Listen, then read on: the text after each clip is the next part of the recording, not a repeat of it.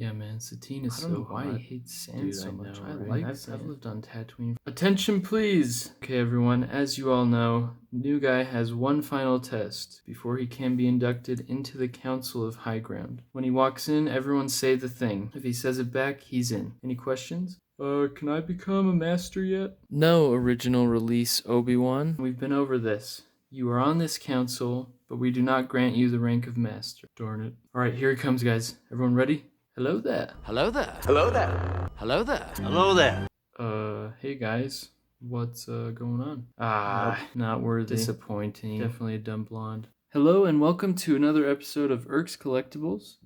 Don't forget to like the video and subscribe to the channel if you want more collectible content. Recently, the channel just passed 100 subscribers. We're a little over that now. So I really appreciate you guys for subscribing and watching these videos. For today, we have the new Archive Obi-Wan, which is basically an old figure repainted.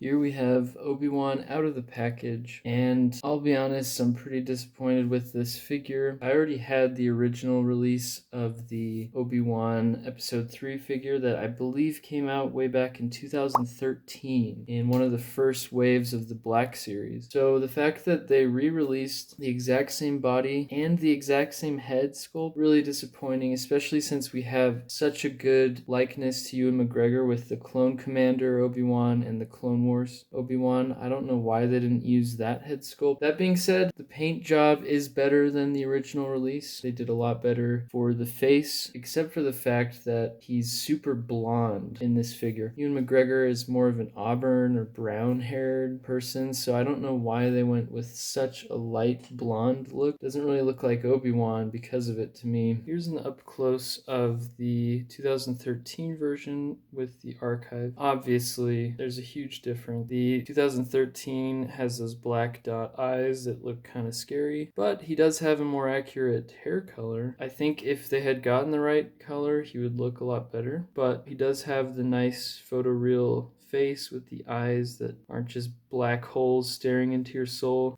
He's got a more accurate skin tone to Ewan McGregor. I don't know if you can see it, but on his forehead, they even have that little mole that Ewan McGregor has.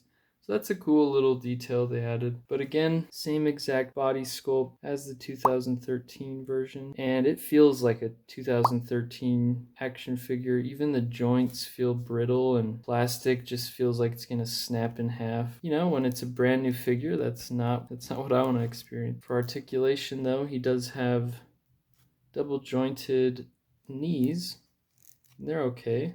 Pretty good movement, I would say. He does have a little bit of a thigh swivel, but not thigh cuts. Never mind, my bad. He does have thigh pivots, so he can kind of shift his legs around there, which is nice. He does have the regular Black Series ankle pivots, which are great, but again, it just feels really brittle on this figure.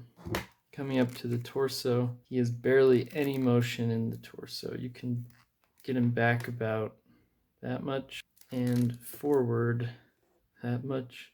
For the arms, you can lift him up a fair amount, but not completely. And he only has single jointed elbows, which I guess makes sense with the robes, but not a lot of motion there. And there's no butterfly joint here. For the wrists, he has a single pivot wrist. For the lightsaber holding hand, you can go forward and back instead of up and down. For the other hand, same thing, just up and down movement. I guess you could hold the lightsaber in that hand too, so got options. For the head, you can look up that much, down that much, so decent range of motion. Can't really go side to side. I mean, he can turn completely to the side. Then you got that big old joint that you can see, so not a great look like that. Again, very outdated articulation and just brittle. Even the robes, the texture just look off to me, especially when you compare it to, say, the episode 2 Obi-Wan. It's got that much softer plastic that's more flexible and just looks so much better. I don't see why they couldn't reuse this sculpt and update it a little. You know, It is slightly different. Obviously, he has the longer robes here in episode 3, but they could have easily sculpted that onto this, changed the paint and changed the boots and used a new, better head sculpt, and we would have had an amazing episode 3 Obi-Wan. But unfortunately, we still don't. We have just about every other version of Obi-Wan looking great, but the episode 3, which is my favorite appearance from him, we still don't have a great modern figure in my opinion. So here we have the Council of Obi-Wans all together. Unfortunately, I do not have the Ben Kenobi Ghost, and I do have the Clone Commander, but I totally forgot to get him from where I have him stored, so he's not featured in this video. This is the majority of the Black Series Obi-Wan figures, and they look really good together. The continuity of his hair color changes dramatically. In episode 1, it's a brown color, which is like the films too. It goes from brown to more of an auburn in episode 2 and 3. Even the Clone Wars Obi-Wan was a little too blonde in my opinion, but that face sculpt they have for the Clone Wars and Clone Commander Obi-Wan is perfect. I mean, just look at how great that Clone Wars Obi-Wan head sculpt is. It looks just like Ewan McGregor. It looks from all angles too, like it is spot on. That is the technology that Hasbro has, and the full figure is great. The articulation, phenomenal. And this is what they gave us over a year later, just a complete reuse. No effort, feels like. And I get it, the archive line, they don't do new figures, but they could have done at least the new head sculpt. I don't understand it. So if you don't have any episode 3 figure, yeah, maybe pick this guy up, especially if you know how to paint and customize. You could make his hair more accurate, but honestly, I wouldn't really recommend this guy otherwise. Obi-Wan's my favorite Star Wars character, and the promo images looked like he had the new head sculpt, but he doesn't, so that's why I picked him up. Here he is next to the amazing Darth Maul from the Legends line, the comic Darth Maul that they released last year. They do look really good together from far away, and the more I'm looking at this version of Obi-Wan, the more I'm enjoying it, actually. I've stated my issues with it, but if you just put him on a shelf, I'd say he does his job. You know, very limited posability, but if you don't have Obi-Wan, this is going to be your best bet because he's still retail price. I think every other Obi-Wan that Black Series has come out with is really hard to find, and on the aftermarket they are ridiculous. So if you need Obi-Wan, yeah, go ahead and pick him up if that's what you want, but again, there are issues. There you have it, guys. This is the new archive release for episode 3 Obi-Wan.